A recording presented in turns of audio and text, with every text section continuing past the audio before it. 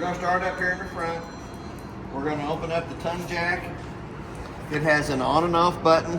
It also has the directions on how to detach it from the vehicle and how to put it back onto the vehicle in the lid. So if you get confused, it's pretty simple. You're going to hit the on button. It's going to do its little thing. We're going to go up to the auto mode. And then we're going to come over and hit auto level. Once we hit the auto level, we're going to come down and we're going to tell it, okay, we're going to go ahead and level the unit. And then we're going to just let it kind of do its thing. It's going to drop the 2 back jacks down first. Actually, it's going to take the tongue jack up. Then it'll drop the 2 back jacks down. Do the level from side to side. Then it'll come back up and do the 2 front stabilizer jacks. Level it from side to side. And then the tongue jack should come up off the ground when it's auto level a success.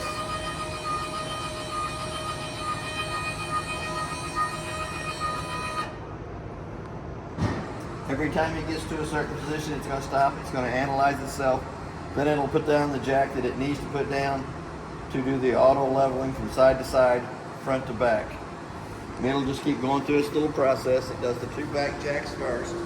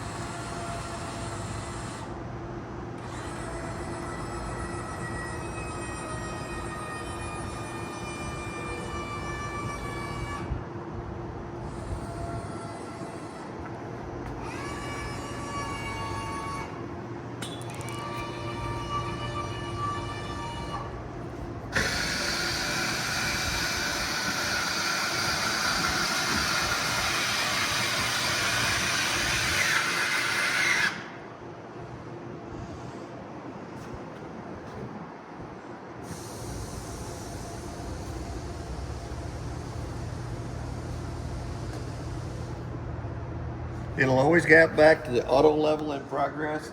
It analyzes what it needs to do next.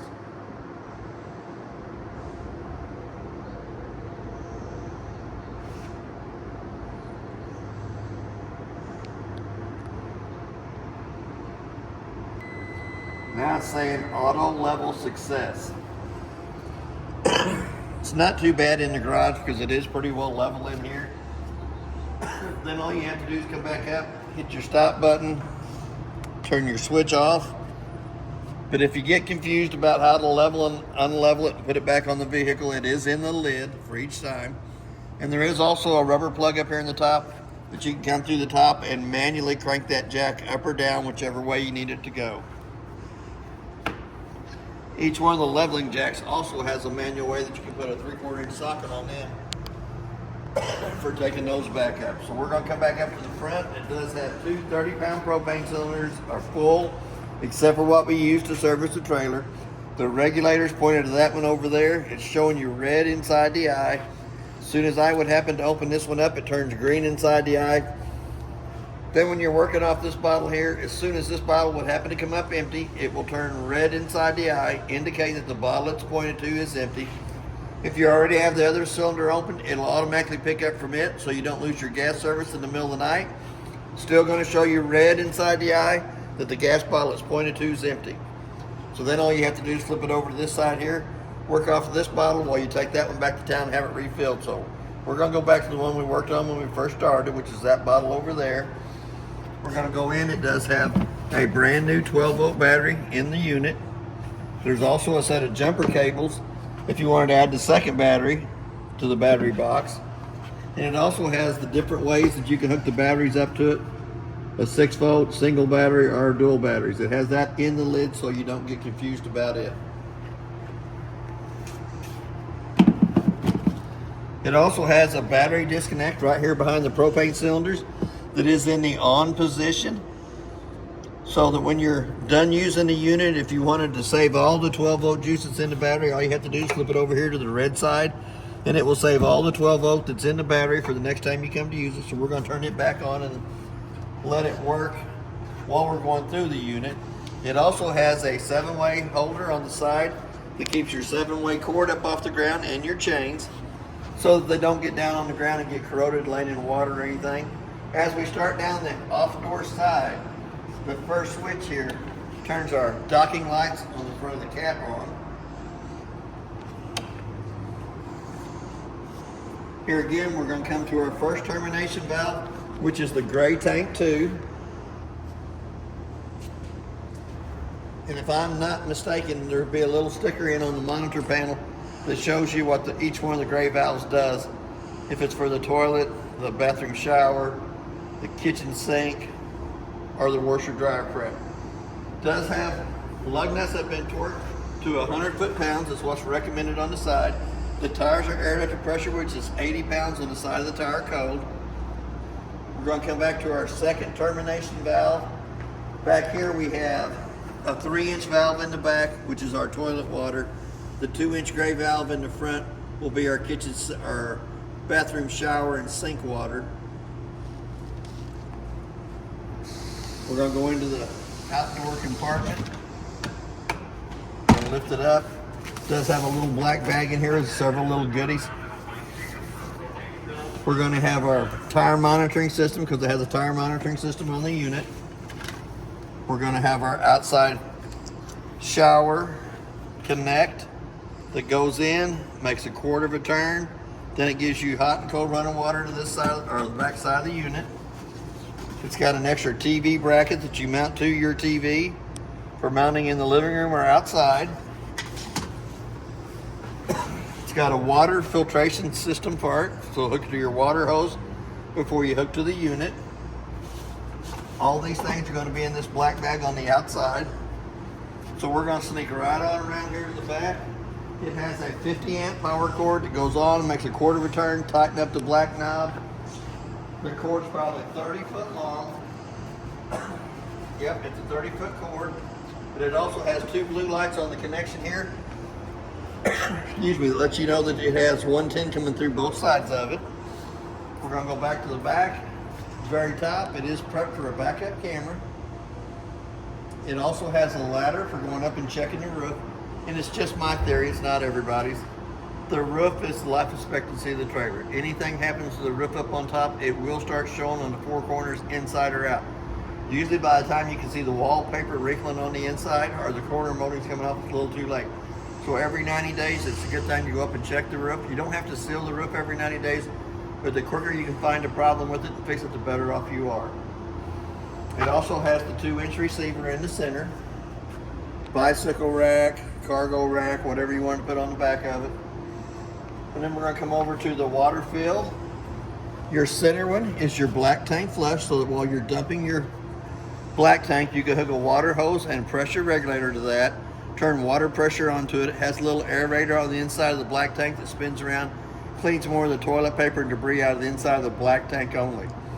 Then you have your city water connect on the left-hand side, that you can hook to with the water hose and regulator and never have to fill the fresh tank, work right off the water pressure going to it.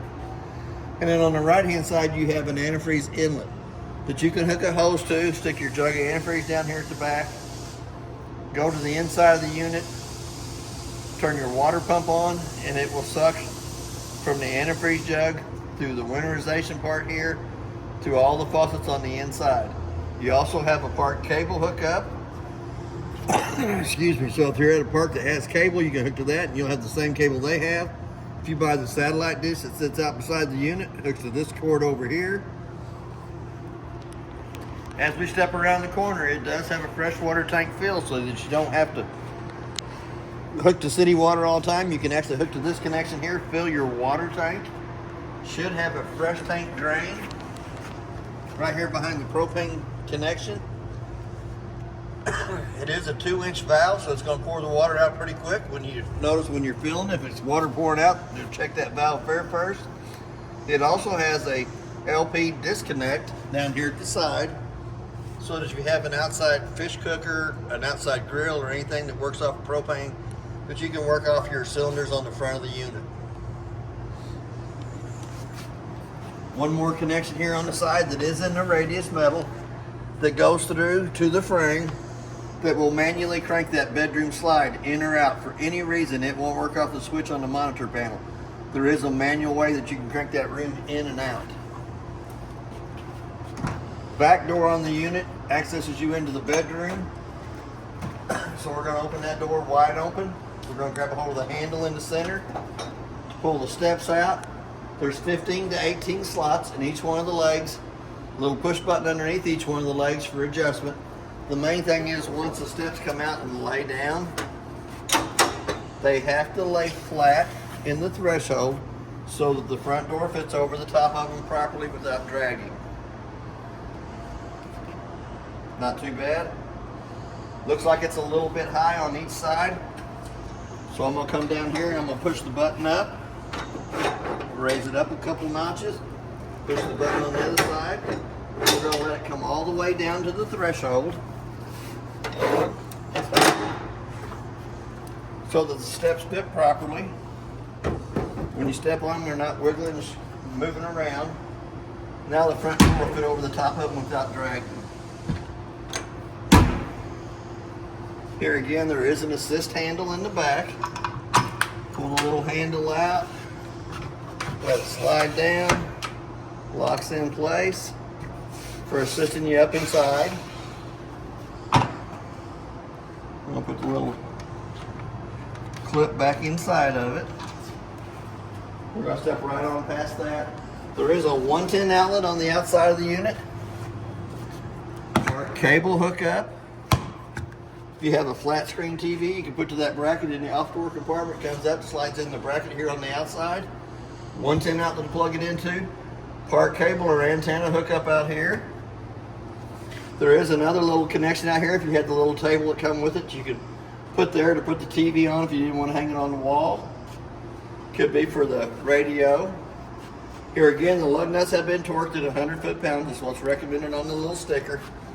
The tires are air after pressure, which is 80 pounds on the side of the tire code. We're going to skip right past that front door for a minute. You have your two low water drain points. Little gray caps right there is your low water drain points.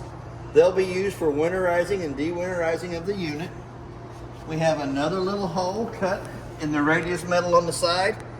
Same 3/4 inch handle goes in and drops your spare tire down. Another little hole up here in the front. 3/4 inch socket inside of it. Does your living room and kitchen slide in and out. We're going to come back up to the furnace. It's going to suck cold air in the top, hot air out the bottom. I always suggest kind of putting the mud dauber screens over them in the summertime to keep the mud daubers out of them, to keep them from building their little dirt nest on the inside of their burn chamber and your air chamber. It's less than 20 bucks for that mud dauber screen. It's $155 an hour for every hour that we have to take the furnace out to clean the mud daubers out of it. So that $20 investment's worth its weight in gold. But here again, if you're going to use it in the wintertime, you need to take the mud dauber screen off. The less restrictions you have here, the quicker your furnace will run. We're going to go up into the hot water heater next. The hot water heater works two ways, 12 volt and 110.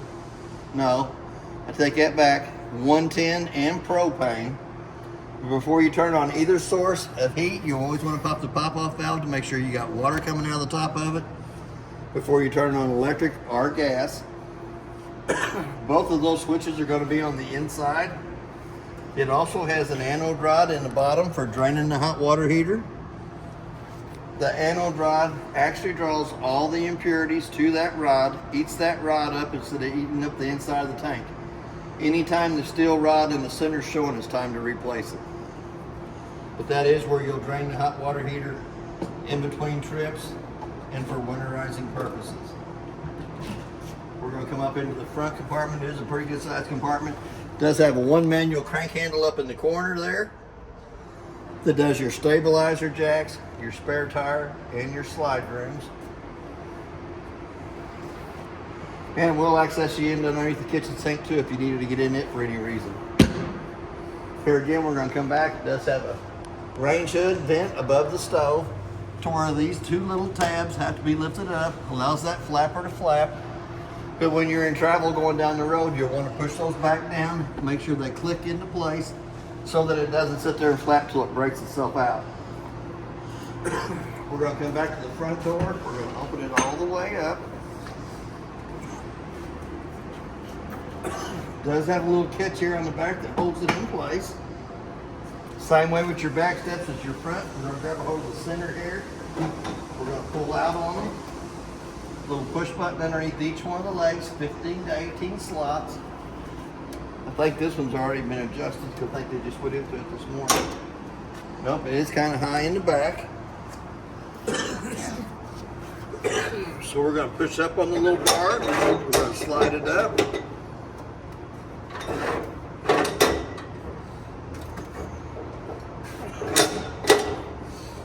We're going to adjust it so that we can walk on it. Oh, excuse me. Now we're going to come to the inside of the unit. It does have a working fire extinguisher on the right hand side as we step in. We're going to come up to the monitor panel, our interior lights. We're going to turn them on. Excuse me. We're going to go to the awning lights and turn those on. It does have a step light to the side of the steps. Bedroom lights. It also can Bluetooth connect. We're going to go back to the monitor panel. And as we see up here at the top, when all the tanks are empty, they just have one light down at the bottom. As these tanks fill, they'll show 1/3, 2/3 full. Your battery level showing you that it's fully charged.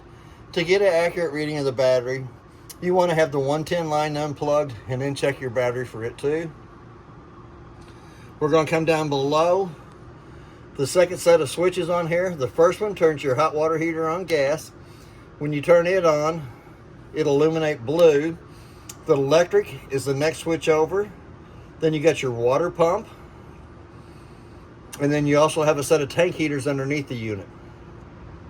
There ain't no fresh water in the tank, so I'm not going to kick the pump on, but when the pump comes on, it'll illuminate blue just like the lights above the top. We're going to come down to the third row of switches, which is for the awning. We're going to extend it out.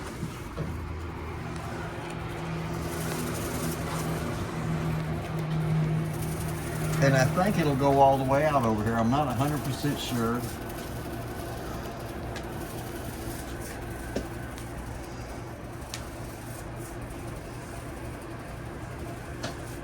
I think you might get it. Yep, there's a skirt hanging down. So you want the skirt to hang straight up and down on it, but each one of the arms has a pinch point at the bottom that you can pull down against to put the pitch of the awning front or back of the front door. If it's mist and rain outside, you can let it mist on it. Put your pinch point whichever way you want it, front or back. That way you can still use the front of the trailer with the awning out. But the awning is one of the most expensive parts you're going to put on the unit, so if it gets to where it's storming, you'll want to put it back up. It just takes a minute to retract it back up.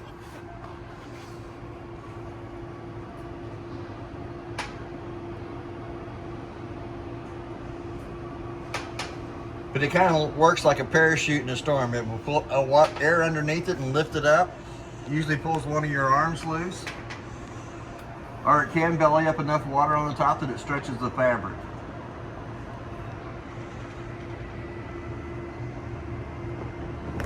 There, it's already all the way back in. So we're going to come down to the slide room switches. Slide room 1, we're going to run it out, which is a living room and kitchen slide. It's always good to make sure there's not a vehicle parked up alongside of it or a tree. We had them out earlier, so we know there wasn't nothing out there.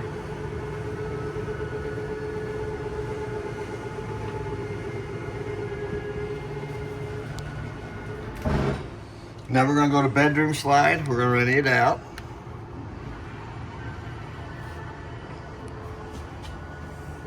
Same way with the bedroom slide. It's always good to make sure there's nothing up against it, tree or a vehicle.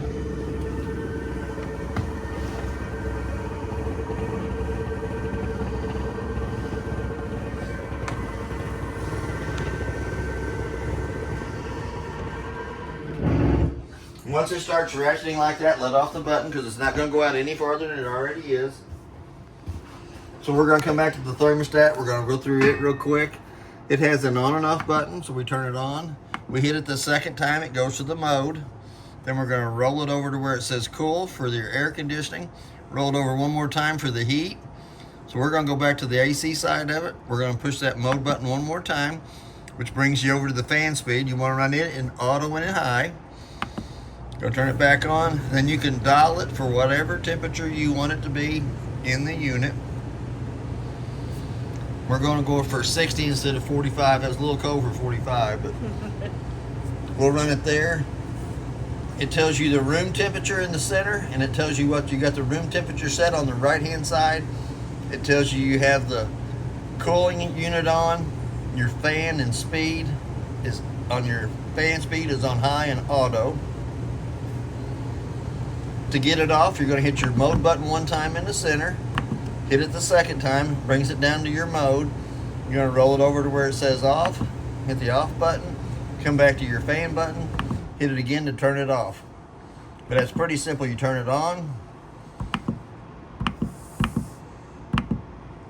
Like quit pushing the button too quick. We got it in on position.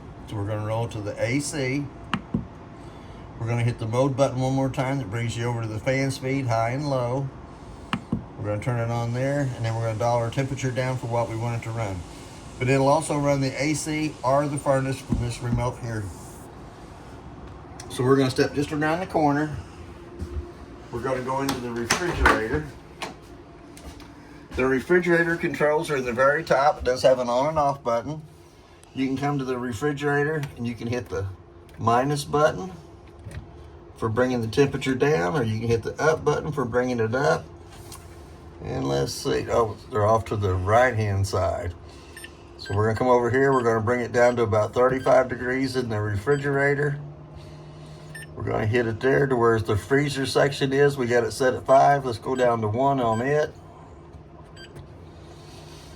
And then it'll bring it down to whatever temperature you set the refrigerator for.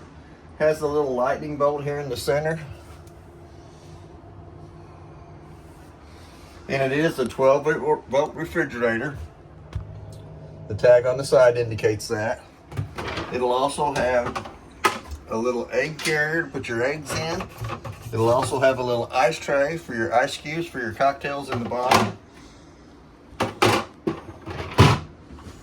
We're going to go into the freezer section of it. Pretty good sized freezer section in there. The freezer opens from the center. Press down to open. The refrigerator has a little button on the side of it. And that refrigerator will open from either side. Very right cool. or the left. We're going to go right down below the refrigerator to the breaker box. Breaker box is marked from the left to the right exactly what they are. Your first one, general purpose, is your 110 outlets, your GFCI. You have a microwave, an AC button, your 50 amp mains in the center. Your water heater's next, your second AC. You got your converter and your fireplace. All your 12-volt fuses on the right-hand side are marked from the top down exactly what they are. You got a 20 amp vent, refrigerator, monitor panel, something about off-door, bath, appliances, living, AC, TV, and TV booster. And you got 5 spots at the bottom that are empty. Anytime one of the 12-volt fuses blows, it does have a red light on the right-hand side that indicates the fuse is blowed. That can also be seen through the tinted window in the front. We're going to come back up to the microwave. The only thing I can tell you about the microwave is I do warm my coffee and lunch up in it. It has a clock button. Let's say it's 2:30. Hit that clock button again till the 2 center eyes is flashing on it. The reason I set the time on the microwave is if I have to leave the unit for any reason, if I come back to it and it doesn't have the proper time, it's because somebody's usually unplugged the unit, plug theirs in, realize what they've done, unplug theirs and plug mine back in. But it is big enough to warm your big coffees up in or your lunch. We're going to come right down below it. There's a light for the stove top and a fan. For that fan to work properly, the two tabs on the outside range hood vent have to be opened up. So we're going to come back down to the glass stove top. The glass stove top has to be lifted up. It's not a cooking surface. So you're going to lift the glass stove top up 2 times up out of the way. You're going to turn the button on the far right hand side on. Then you're going to go to the knobs. You're going to turn it over where it says high light position. We're going to let it run for just a minute until it brings fire back to it. There we go. You also have to leave the switch lit for just a little bit, which heats the thermocoupler up right to the right side of them. For the burners to work, anytime they have gas coming through the valve, they will also illuminate red instead of being white. So we're going to run right back through there and turn them back off. We're going to come all the way down into the oven section of it. We're going to turn it to where you got the little flame there. We're going to hold down on the button. Sometimes it takes it a little bit longer for the gas to get down on the pilot on the oven. We're going to wait just about a minute.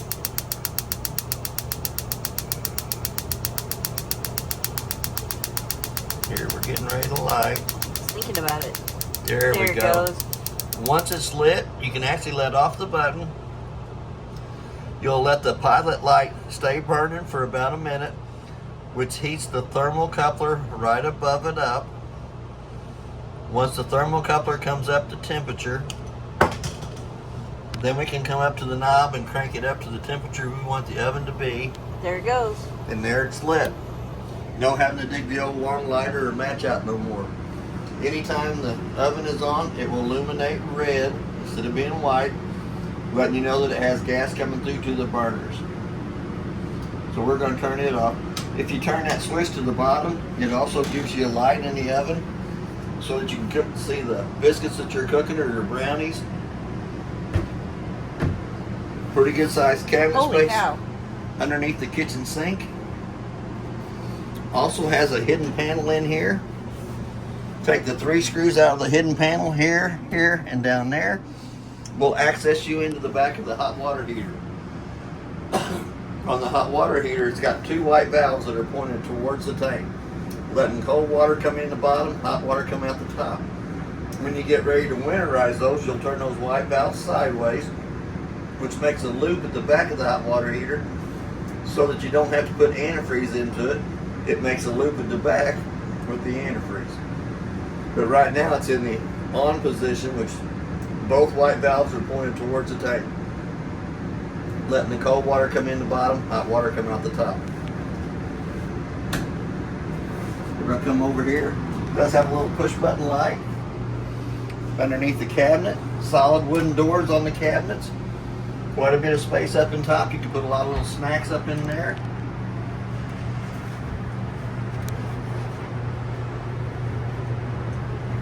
Because we're all about those snacks. I'm all about my snacks. You also have a 110 outlet in behind the kitchen sink that is also GFCI protected since it is close to a water source.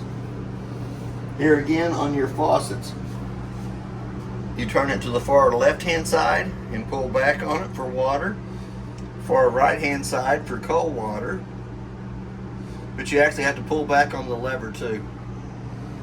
Does have a kitchen sink plug in the sink. Does have the little dryer racks on either side. It is a solid surface countertop. We're going to come over. It does have an inverter on board on the unit. So we're going to push the button in and hold it for just a minute. It goes through its little diagnostics thing, and then it will come back and tell you that it's taken 12 volt from the battery to make 119 for the outlets. Now it's 120. Here again, you can change your settings on it.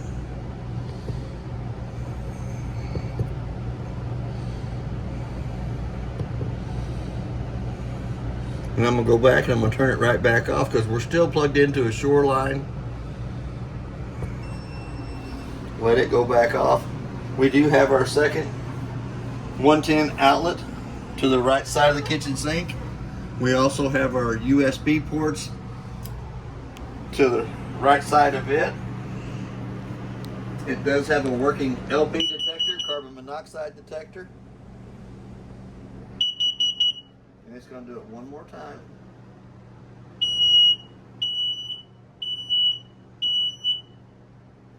That'll wake you up. That'll wake you up. The LP side of it was the first whistles that blow. The second one is the side for the carbon monoxide. They all have the slow rising shades in them, but there is two kinds of shades. You have the screen shade that you can see out and they can see in. Then it has the blackout shade in front of it.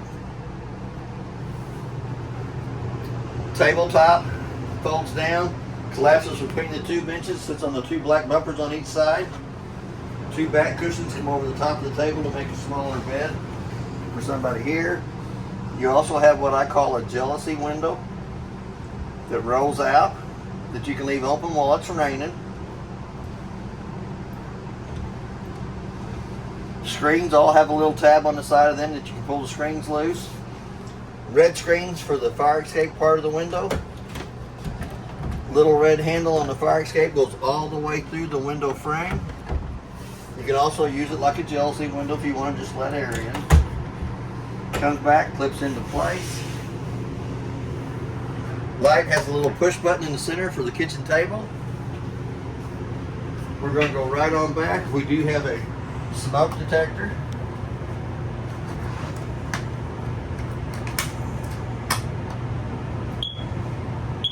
Push the little button on the test side of it.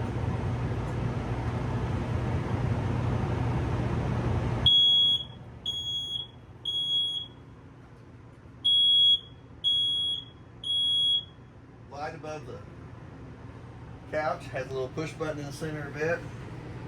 We got more storage up the top. Books,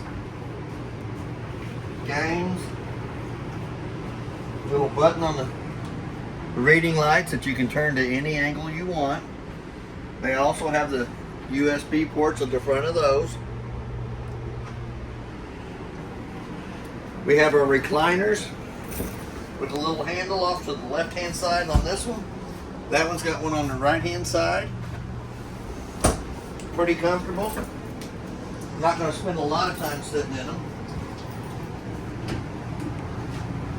Going to come back to the bag of little goodies up here in the front.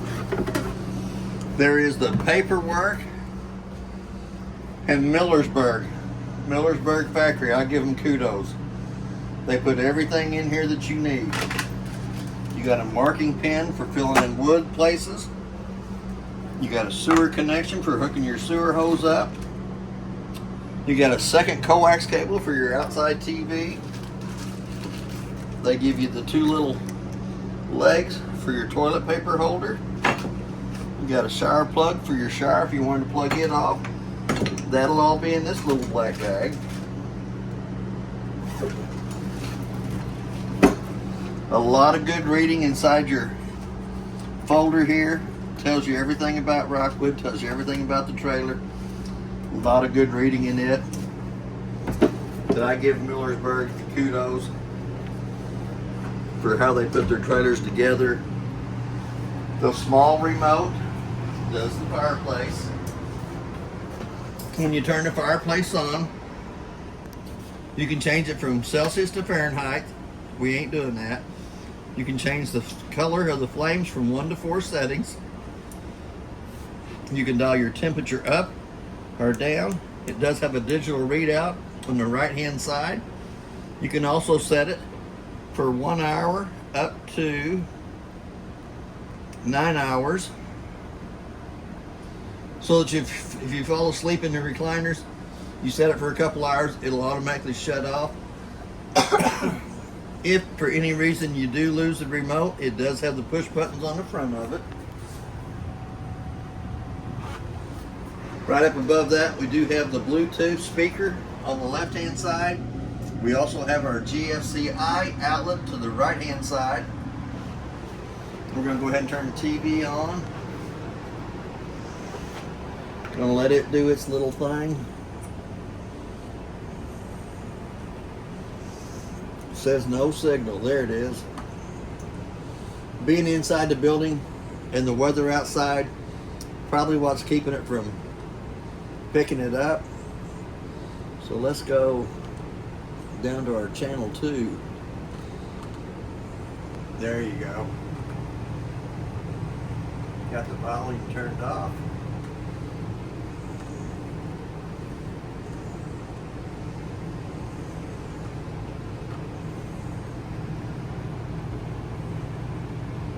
We're not turning the volume on. But here again, you do have a picture on the TV. We'll turn it back off. We'll lay the 2 remotes down. We're going to go into the master bathroom. 2 light switches on the wall. The one to the left side turns the lights above us on. The one at the right turns our little decorative lighting, night lighting, whatever you want to call it, on. We do have a vent in the ceiling that we can pull down against the knurled knob, crank the vent up. If I can get my fingers to work right. Now the vent does have a max air fan over the top of it, so you can leave it open all the time if you wanted. It has 1 to 4 speeds on the fan.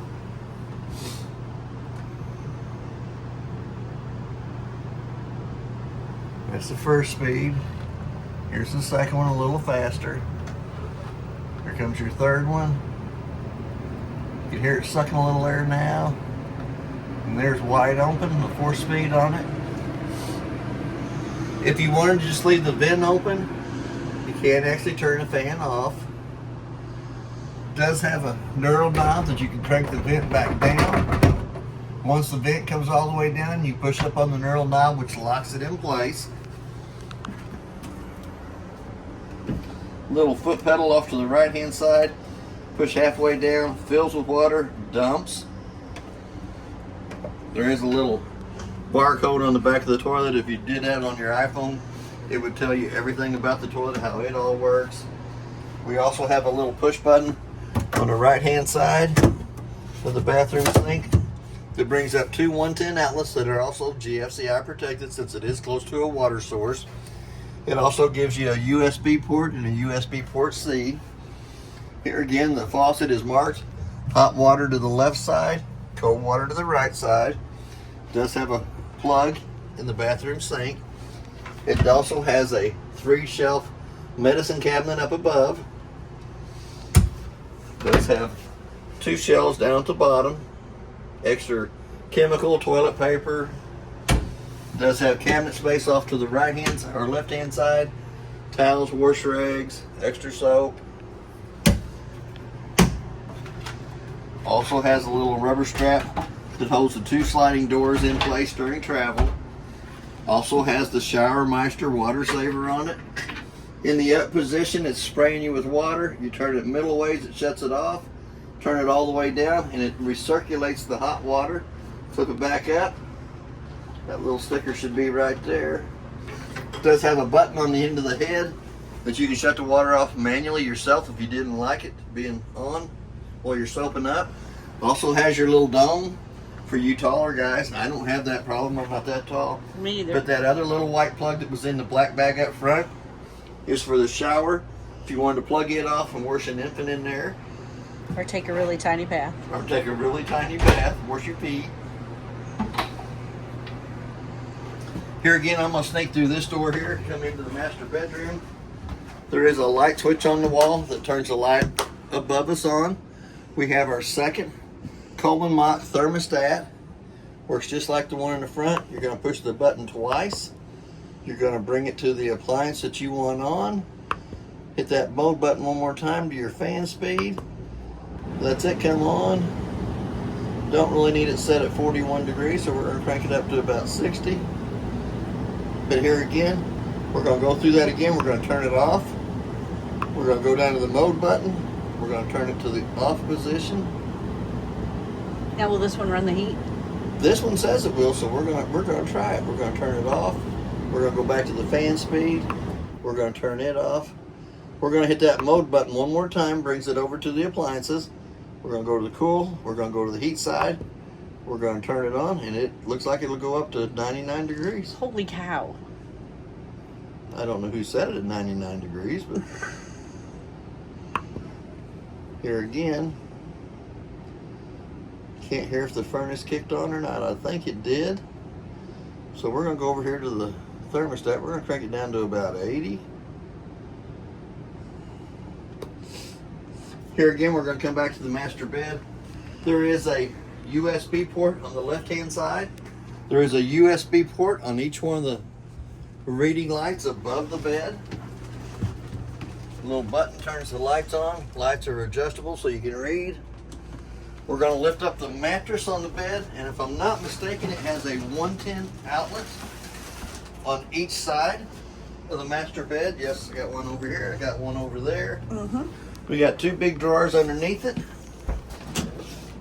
that you can hide the good snacks in. Oh yeah, that's a lot of snacks. They would be snacks in it if it was mine. I have no doubt. Here again, you do have a handle in the center for lifting the bed up. You do have access out to your outside big compartment from underneath the bed. We do have a register in the floor, and I'm not feeling any heat coming out of that. So that register, or Coleman Mach thermostat, might not let you get heat. Let's go back to the connection there. It just got to cool. I thought it might have said heat.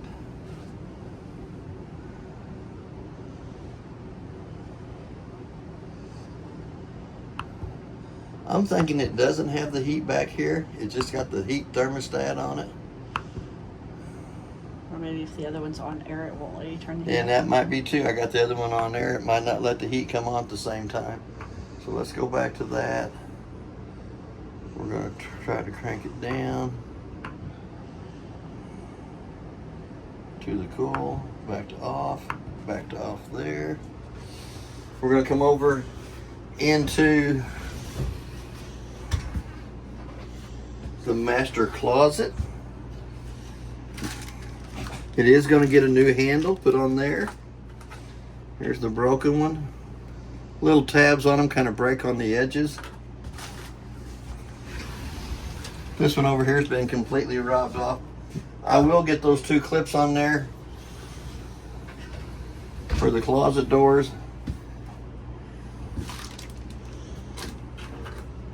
And I will put this one back together so you do have a spare for opening the closet doors up and down. There's the two screws for this one over here.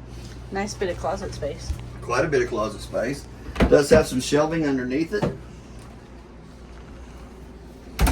Cabinet on the far right hand side. Take the screw out of the piece of wood down at the bottom. Will access you into that water pump. On that water pump, it has a single valve bypass on it that is in the normal operating position now. When you get ready to winterize, you have to turn that white valve the opposite way that it is for it to pick up from the antifreeze inlet on the outside connections.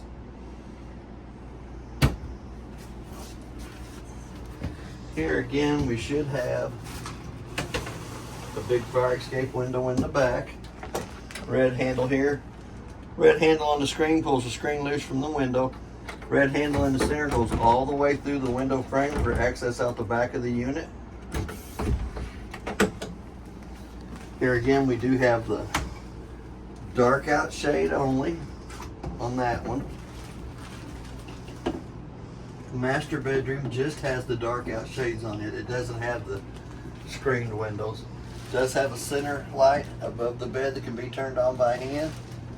Quite a bit of cabinet space up above.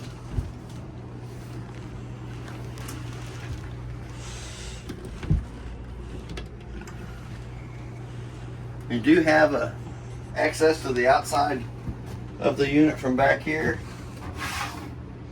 Red little knob here locks the deadbolt on the door, so nobody can get in while you're sleeping back here. You can flip it back over for access to the outside. Does have a set of solar panels up on top. This putting out 13.5 volts to the battery.